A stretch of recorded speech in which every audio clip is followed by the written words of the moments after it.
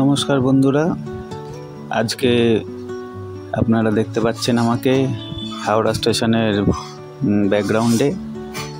আমি আজকে চলেছি একটা নতুন অ্যাডভেঞ্চারে, সোলো ট্রিপ টু খান্ডোয়া।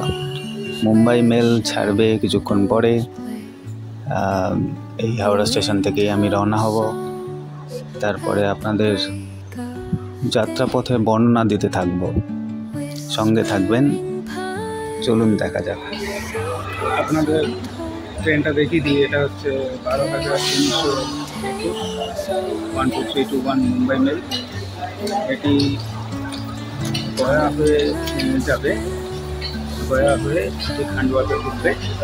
আজকে 31শে জুলাই 11টা 40। আমি গিয়ে পৌঁছবো 2রা আগস্ট 2:22, ভোর 2:22। সঙ্গে থাকবেন। খান্ডোয়াতে অনেক কিছু আপনাদের দেখানো আছে।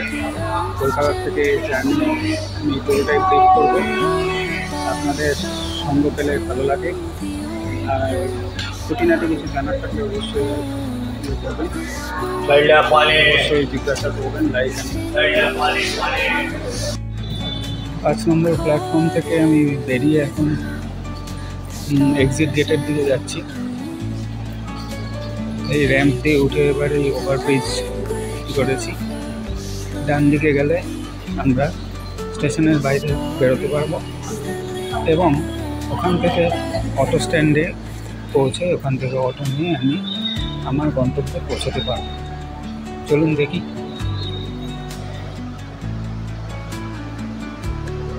রুমটা আমি শ্রী শ্যাম প্যালেসে কেমন সেটা দেখিয়ে দিই। এটা হচ্ছে শ্রী শ্যাম প্যালেসের গ্রাউন্ড ফ্লোরের নন এসি রুম। এখান থেকে আপনারা দেখতে পাচ্ছেন রুমটা যথেষ্ট বড়। রুমের ভাড়া 500 টাকার মধ্যেই। অনলাইনে বুকিং করলে আপনি 496 অ্যাপ্রক্স সেরকম পেয়ে যাবেন। এখানে একটা ঘরের কুলারও দেওয়া রয়েছে। আর এদিকে একটা আয়না রয়েছে। কুলারটাকে আপনাকে দেখিয়ে দিই। এইগুলো একটা জায়েন্ট কুলার লাগানো রয়েছে। আর এদিকে অ্যাটাচড বারান্দা রয়েছে।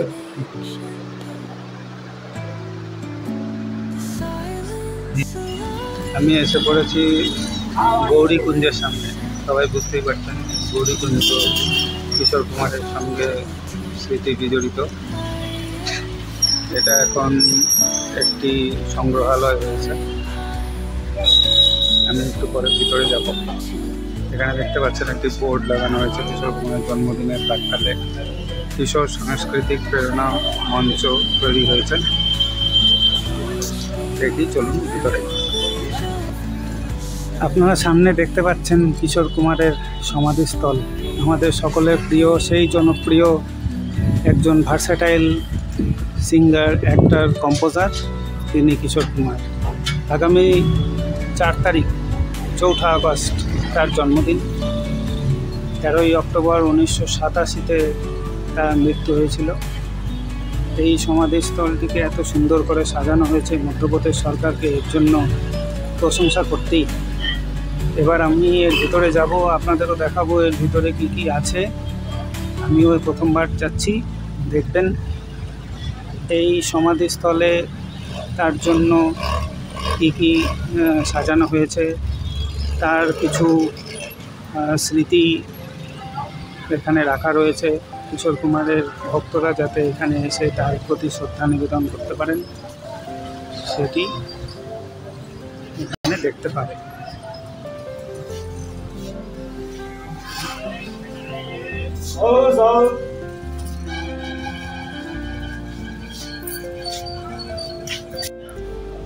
আপনারা দেখছেন দাদাজি ধুনিওয়ালে দরবার।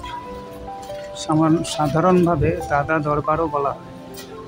ইনি একজন হিন্দু সাধু বা যোগপুরুষ বলা যায়, যাকে ভগবান শিবের অবতার বলে মানা হয়। মধ্যপ্রদেশ খান্ডোয়া জেলাতে এনার প্রচুর ভক্ত সমাগম হয়। এনার প্রচুর ভক্ত রয়েছে এবং তিনি এখানেই সমাধিস্থ হয়েছিলেন। 1930 সালে সমাধিটি নির্মাণ হয় বলে মনে করা হচ্ছে। এছাড়া এনার সঙ্গে যে বৈশিষ্ট্য জুড়ে রয়েছে সেটা হচ্ছে এই ধুনিওয়ালে কথাটা, মানে হচ্ছে একটি পবিত্র অগ্নি বা আগুন যেটা তিনি সর্বদা জ্বালিয়ে রাখতেন। এই আগুনটি মনে করা হয় একটি স্বর্গীয় শক্তি ছিল, যেটা ভক্তদের দুঃখ দুর্দশা দূর করতে পারতেন। ব্রহ্মর্ষি গৌরীশঙ্কর মহারাজ দাদাজিকে আবিষ্কার করেন এবং মাধব নামকরণ করেন। দেখতে পাচ্ছেন কত ভক্ত সমাগম হয়েছে। আজকে ছুটির দিন, ধীরে ধীরে ভক্তরা আসছেন।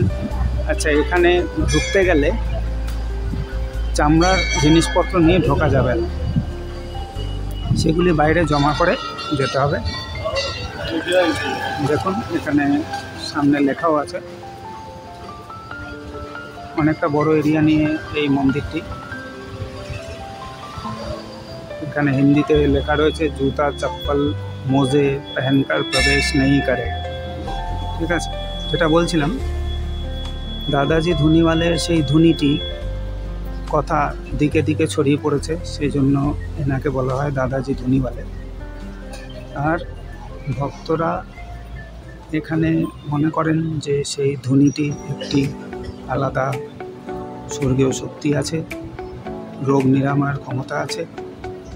তো সেই জন্য এখানে অনেকেই দাদাজির কাছে আসেন, তাদের দুঃখ দুর্দশা বলেন এবং নিরাময়ের উপায় খোঁজেন। তো আপনারা দেখছেন সামনে মূল মন্দিরটি। আমরা একটুখানি চারপাশটা দেখে নেব। আরেকটি জিনিস বলতে চাইব, সংযোজন করব, সেটা হলো এবিপি নিউজের মতে দাদাজির যে মর্যাদা সেটি শিরডির সাই বাবার থেকে কোনো অংশে কম নয়। দেখতে পাচ্ছেন এখানে ভক্ত সমাগম কীরকম হয়েছে। এবং আরেকটু ভিতরের দিকে যাই।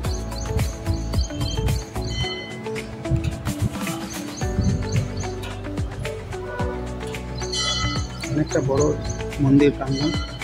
এখানে বাইরের থেকে পুজোর ডালি নিয়ে এসে আপনি পুজো দিতে পারবেন।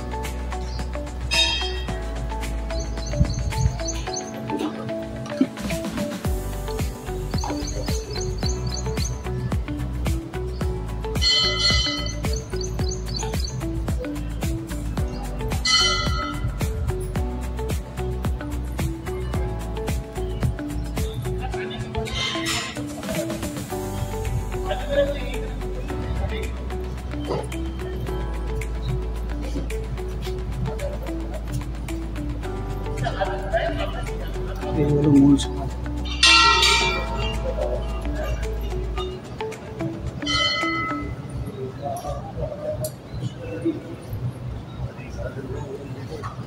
यही से पीछे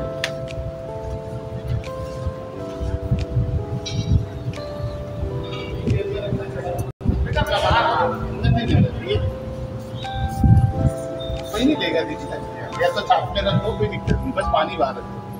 अरे इतना टेंशन मत पालो, साथ में रख लो, साथ में रख लो, बस पानी बाहर रख लो।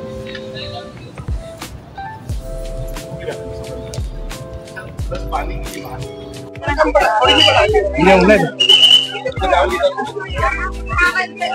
शिखर का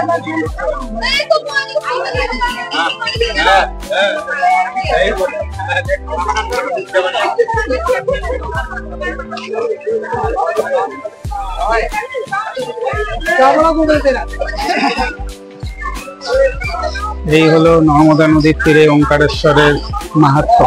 দ্বাদশ জ্যোতির্লিঙ্গের অন্যতম জ্যোতির্লিঙ্গ হচ্ছে এটি। এই পুলটি দিয়ে এখানে পারাপার করতে হয়। আর ওদিকেও আপনার লক্ষ্মণ ঝুলার মতো একটি ঝুলন্ত ব্রিজ রয়েছে, সেই ঝুলন্ত ব্রিজ দিয়েও আপনারা আসতে পারেন। আর ওখানে স্বামীজির মূর্তি, না স্বামী বিবেকানন্দ নয়, স্বামী শঙ্করাচার্য।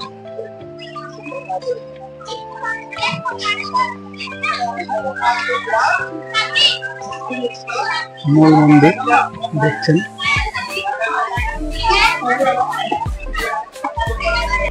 দেখুন, এটিকে বলা হয় ইন্দিরা সাগর ড্যাম, পুনাসা ড্যামও বলা হয়।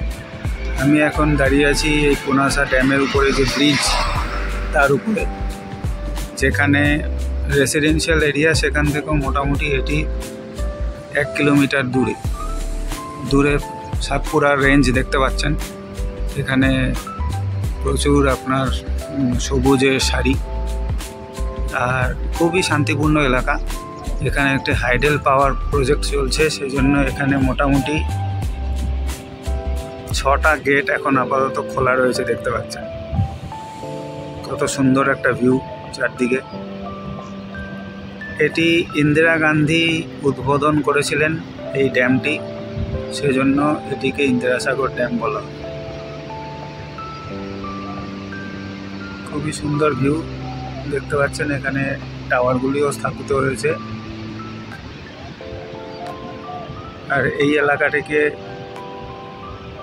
পুনাসা এলাকা বলা হচ্ছে। নিচে ভিউটা আপনাদের দেখিয়ে দিই। দেখুন নদীতে যে চরটা রয়েছে এটা নর্মদা নদীর উপরে তৈরি ইন্দিরা সাগর ড্যামটি। মোটামুটি কালকে যেভাবে এসে পৌঁছেছি তারপরে এই ভিউটা সত্যি মনোমুগ্ধকর এবং মনটা ভরিয়ে দেয়।